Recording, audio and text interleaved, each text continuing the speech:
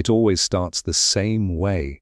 A sharp comment, a mocking laugh, a public correction designed to shrink you in front of others. You freeze. Your heart races. The room feels smaller. You've just been humiliated. But what if I told you, this moment, as painful as it feels, is a turning point, and if you act wisely, it can become your greatest power play. Niccolò Machiavelli, one of history's most misunderstood political minds, didn't view humiliation as merely an emotional injury. He saw it as a deliberate move in the game of power, a trap, a signal, a provocation. He warned, when someone tries to humiliate you, they are not just insulting you. They are attempting to redefine your value, strip your dignity, and lower your standing.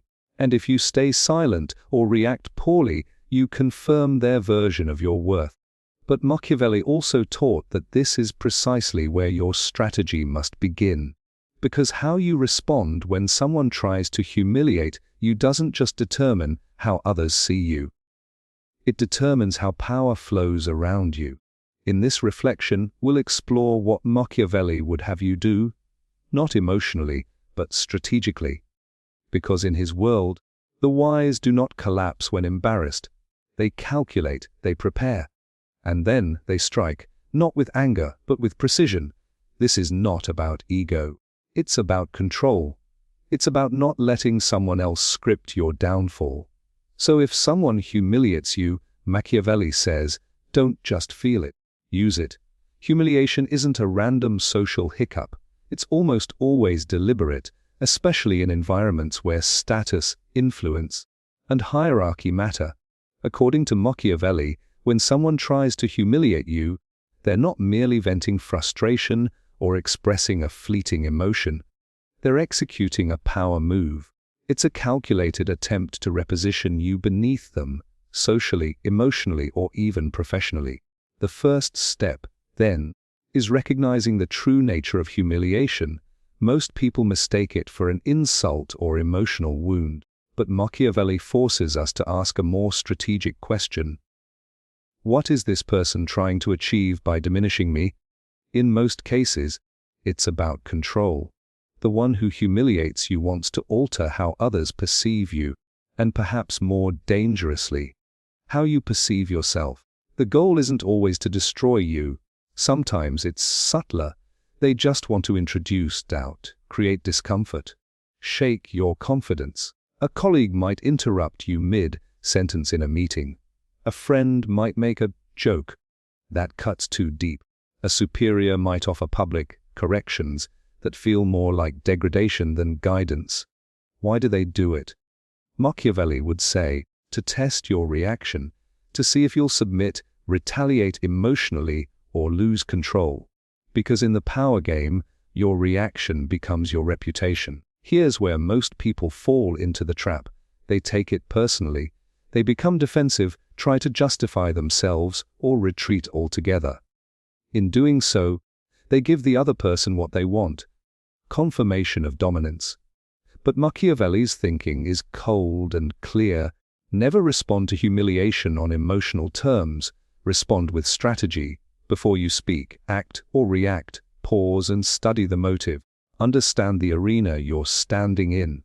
Is this person attacking your character to build theirs? Are they insecure? Are they seeking the approval of an audience by sacrificing your dignity?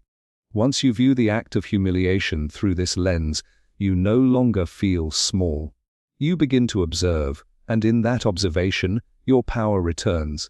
And here's the brutal truth Machiavelli teaches: no one can humiliate you without your participation. They may throw the first strike, but only you can hand over your self-worth. Only you can validate their effort by reacting with desperation, anger, or fear. So, the first rule when you're humiliated: detach emotionally and engage strategically. Don't lash out, don't retreat. Instead, ask, what are they trying to gain? What do I risk by responding now? What do I gain by waiting? This mindset puts you back in control, and in control you are dangerous. Machiavelli didn't believe in instant justice. He believed in effective justice. He knew that sometimes to truly reverse the damage of humiliation, you must not strike immediately. But wait, watch, and then act when the blow will be most effective. By understanding humiliation as a strategic tool rather than a personal attack, you elevate yourself above your adversary. You move from victim to tactician. So, when someone tries to humiliate you, don't just feel the sting. Analyze the motive. Study the pattern. Reclaim your stance.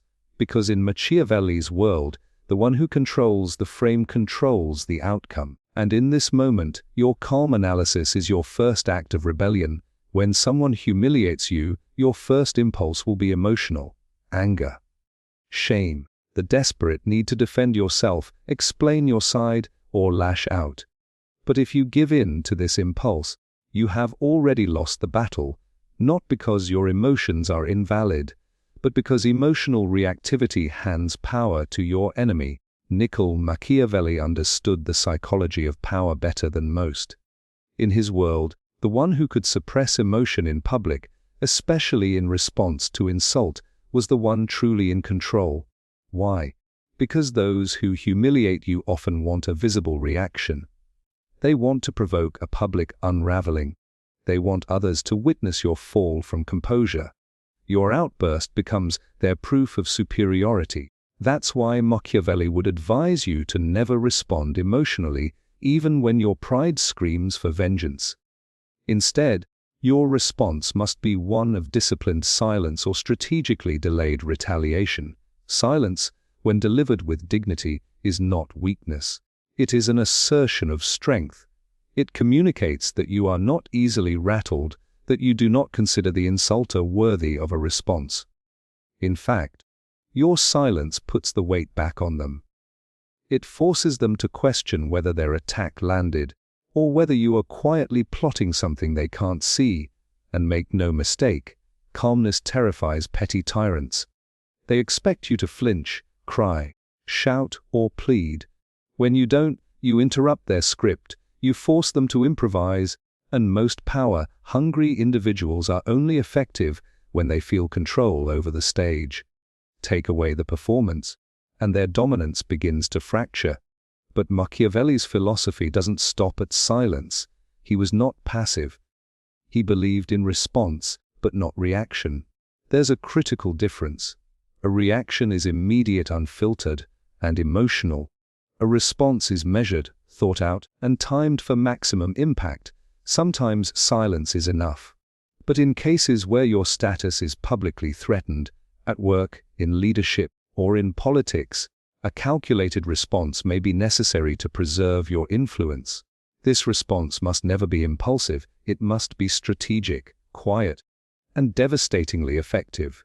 Consider a subtle correction in a public forum that exposes the other person's ignorance without naming them, or a private conversation that dismantles their argument piece by piece while showing restraint and clarity, or perhaps a future opportunity to assert your dominance, not by mocking them, but by outperforming them so clearly that their earlier humiliation becomes irrelevant. Machiavelli would argue that vengeance, when necessary, must be clean, final, and dispassionate. A wild punch might feel good in the moment, but it causes a mess. A scalpel, however, leaves no trace except the result. So ask yourself, does your enemy expect a reaction? Can your silence disarm their intent? Can your eventual response be so effective, so quiet, so precise, that it leaves no room for recovery? The answer lies in choosing composure over chaos, and patience over pride. Remember, in the game of power, the person who controls their emotions controls the tempo of the battle. If your opponent is dancing on impulse, let them. Stay still, watch, learn. Then, when the moment is right, make your move not to even the score, but to end the game. That is how Machiavelli would want you to respond, not with fury but with finality. When someone humiliates you publicly, the real damage isn't always in the insult itself, it's in what comes afterward. Whispers, interpretations, judgments. In the court of public opinion, silence can be power. But passivity can be dangerous if it lets others seize control of the narrative. Machiavelli understood the subtle yet decisive influence of perception. To him, power was not just force or strategy, it was reputation. And reputation is shaped not merely by what you do, but by how others perceive what you do. That's why, after an attack or a moment of humiliation, you must regain control of your narrative before it is rewritten by someone else. Let's break this down. When you're humiliated, whether in a personal setting, a political context, or a professional space, observers begin to construct stories. They say things like, "He didn't say anything, maybe it was true. He looked shaken, maybe she's weak." They laughed. "He must be a joke now." These impressions, if left unchallenged, can harden into collective belief. Machiavelli warned that once a ruler, or any leader, loses the respect of his people, regaining it is far harder than defending it in the first place. So what should you do? You must steer the story without looking defensive. Instead of lashing out or explaining yourself, craft moments that speak louder than the insult. Here's what that means in practical terms. Show strength through competence. Deliver an outstanding performance in your field that outshines the insult. If someone calls you weak, make your strength visible through outcomes, not arguments. Change the setting. If humiliation happened in one arena, shift attention to another where you have authority. If mocked in a meeting, assert brilliance in a project. Power moves when you move it. Use selective storytelling. Without directly referencing the insult, share anecdotes, achievements, or actions that contradict it. Let people fill in the blanks. You don't need to say, "I'm not weak." Let your behavior say it for you, louder and with more credibility. Associate with power. Align yourself with figures of respect. In Machiavelli's world, associations were reputational shields.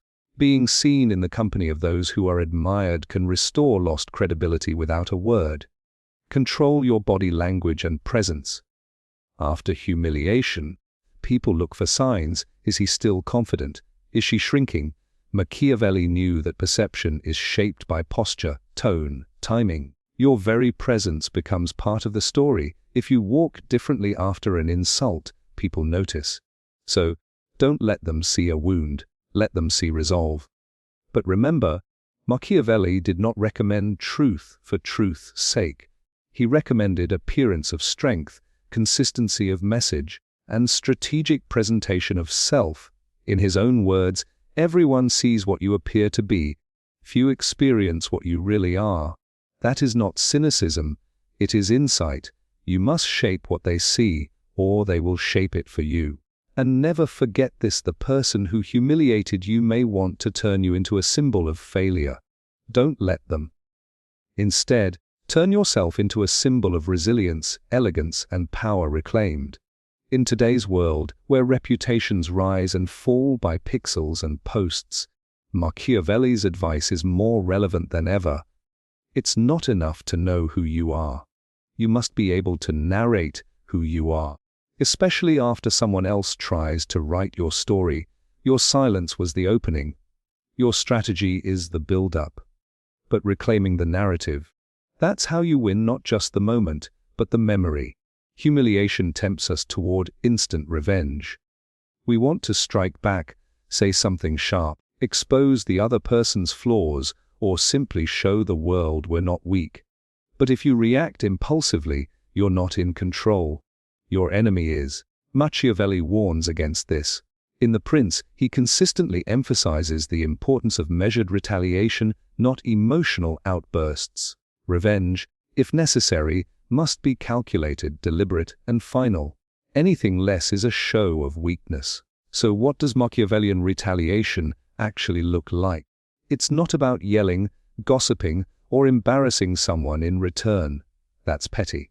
That's noise. True power doesn't speak in desperation. It acts with surgical precision. Let's look at the principles Machiavelli would advise you to follow. 1. Don't respond when you're angry. Wait. Emotion clouds judgment. The person who humiliated you might want you to react immediately, so they can label you as emotional, unstable, or aggressive. That's a trap. Wait, think. Use time as a weapon. Machiavelli wrote that a prince must learn to disguise his intentions. Revenge isn't satisfying because it's loud. It's satisfying because it's effective. Plan silently. Execute publicly. 2.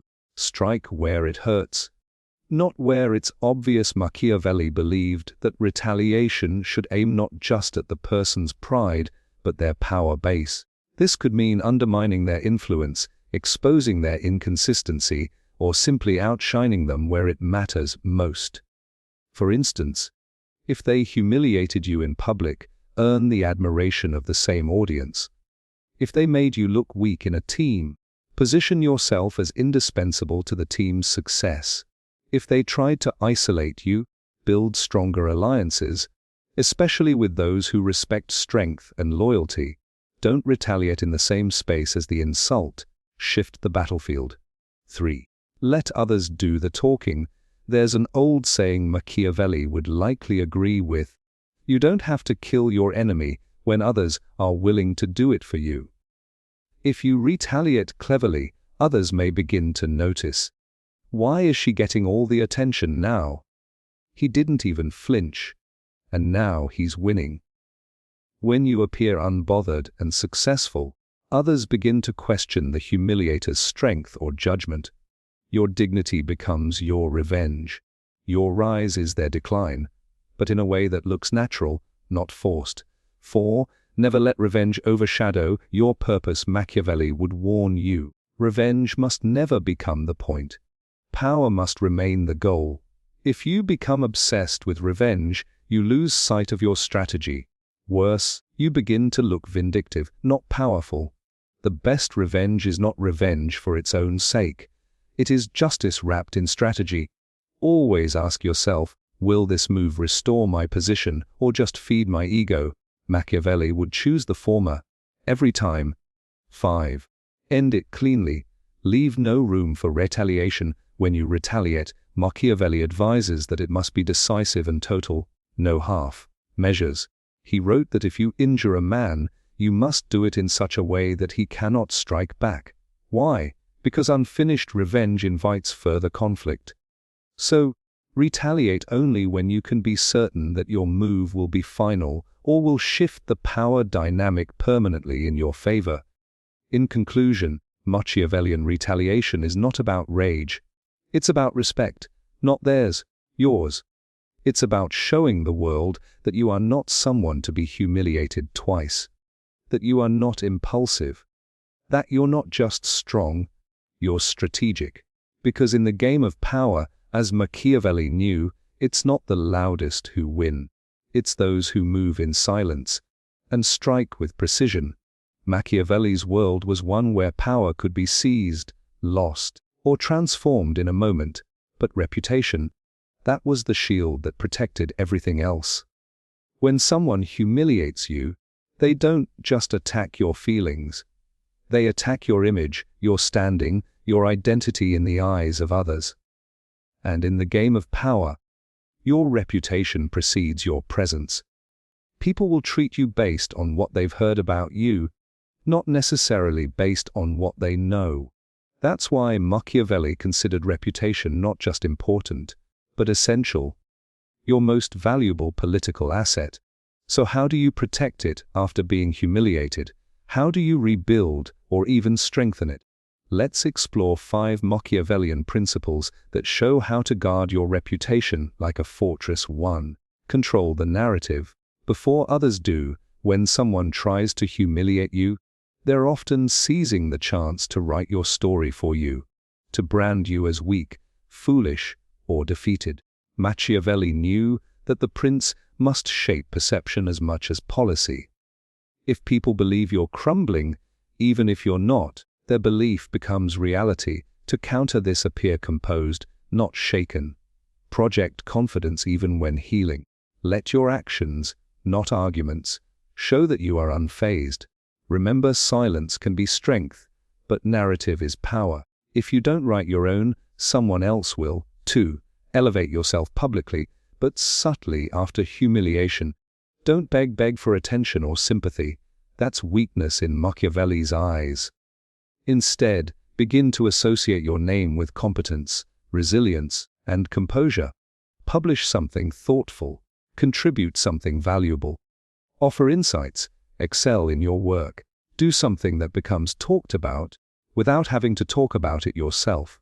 This signals to others, you can't keep this person down. In fact, look how they've risen. That's not recovery, that's reinvention. And Machiavelli would argue that it's far more powerful than revenge. 3. Don't defend, redefine. Defending yourself often makes you look guilty. Justifying yourself makes you look insecure. When someone humiliates you, Machiavelli would say, don't explain, don't react, reinvent. Reputation isn't about denying the past, it's about mastering the present image. If they say you're weak, become formidable. If they mock your failure, own it, then surpass it. If they try to isolate you, build alliances elsewhere. The key is not to repair your reputation, it's to evolve it into something even harder to attack. 4. Use distance as a strategic tool. Sometimes, the best way to rebuild your reputation is to step away. Strategically, Machiavelli understood the power of disappearance. When a political figure was being maligned or attacked, going silent for a time often caused their enemies to lose momentum, and their return became more powerful. If your reputation is under attack, withdraw to fortify, not to retreat. In that silence, learn something new. Work on yourself. Rebuild your alliances. Return with strength, not explanations. Machiavelli would say, withdraw, but only to return more dangerous. 5. Reputation is not just defense. It's offense. A strong reputation doesn't just protect you from humiliation. It deters it. People hesitate to attack those whose names carry respect, fear, or admiration. Machiavelli knew that the most secure prince is not the most virtuous, but the most respected or feared. If you consistently demonstrate competence, show calm under pressure, walk away from petty battles, speak when necessary, and dominate when it counts, then your name itself becomes a wall, a warning, a standard others won't dare to challenge lightly. In conclusion, Machiavelli would argue that your reputation is not a reflection. It's a weapon. It speaks before you do. It decides how others treat you. And if someone humiliates you, their real goal is not to hurt you, but to crack your armor. Don't let them. Guard your name. Rebuild it with strategy. Redefine it with power, and wear it like a crown that reminds everyone, you may have seen me stumble, but you'll never see me fall twice. Because, in the game of power, the most feared response to humiliation is the one that makes you untouchable. When Machiavelli observed the games of power around him, popes, princes, generals, and merchants, he noticed something startling. The most dangerous moves were often made in silence. In a world obsessed with constant visibility and dominance, Machiavelli introduced a revolutionary idea. Sometimes, the most powerful response is no response. Disappear, not to lose, but to reshape how you're perceived. This wasn't cowardice. It was strategy. Strategic withdrawal, a temporary retreat, is often the prelude to your greatest comeback. Let us explore how Machiavelli's principle of disappearing as a tactic reveals itself through 4 key dimensions of power. 1. Silence signals strength. In modern society, we are conditioned to react immediately, to reply, to defend, to explain. Especially when humiliated, the instinct is to jump into damage control. Machiavelli would warn against this. Reacting impulsively gives your enemies control over your timing and energy. It shows you're rattled, defensive, emotionally exposed. Instead, by withdrawing into silence, you preserve your dignity, force your enemies into uncertainty, control the tempo of the game. The silent figure becomes mysterious, unpredictable, and therefore powerful.